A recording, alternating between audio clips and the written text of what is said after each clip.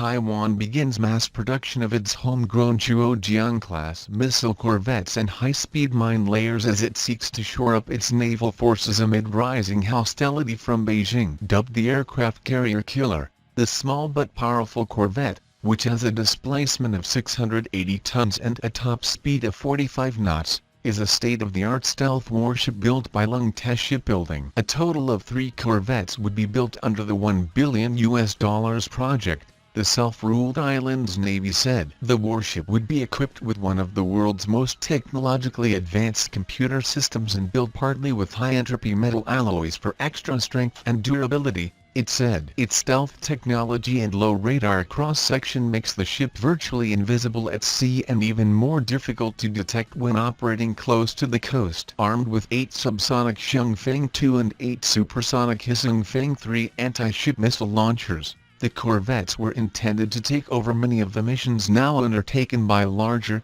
less maneuverable and more expensive frigates and destroyers, the Navy said. In an actual armed conflict with Beijing, the warships would also boost Taiwan's ability to counter a much larger and better-equipped rival, a concept known as asymmetric warfare. In a ceremony at Ing-wen's shipyard, to mark the start of mass production, Taiwanese President Ing-wen said the move was made possible after the Navy succeeded in overcoming a number of design and technological issues regarding the warship. Tsai said that, together with the construction of the high-speed mine layers, also by Ing-wen, and a homegrown submarine at a separate shipyard, Taiwan was entering a new era of naval strength. New fighter jet deal puts Thailand-South Korea military ties into focus. South Korean firm announced a new deal it had reached with Thailand's military related to fighter jets. The development highlighted the ongoing defense ties between the two countries, which they have been looking to continue to develop in recent years. Among the prominent recent deals between the two sides in this respect had been the provision of T-50 Golden Eagle lead-in fighter trainers for the Royal Thai Air Force, RTAF, by South Korean aircraft manufacturer Korea Aerospace Industries, KAI. Thailand had made 2 separate orders, one for T-50 jets ordered in 2015 for around $110 million and a separate 2017 order for 8 T-50 aircraft for $2.6 billion.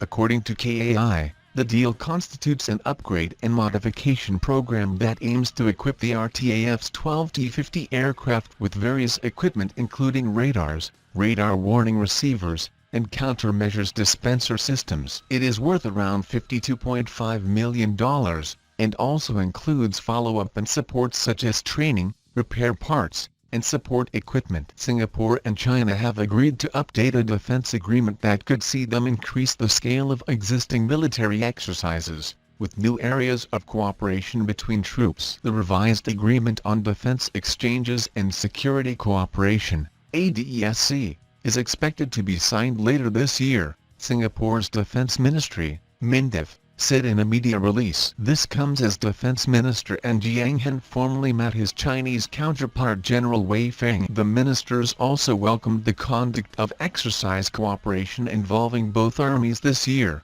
and agreed for both navies to hold exercise maritime cooperation in 2020. When asked about the significance of the proposed agreement given the climate of U.S.-China tensions, Dr. Ng said it was not meant to be a bellwether of anything. We have always said we want good relations with all countries and what we are doing with China is no different from what we previously do, he said. Thanks for watching. Please like, share, and subscribe. If you like the channel and want to support, please support on Patreon or PayPal. The details are given below in the description.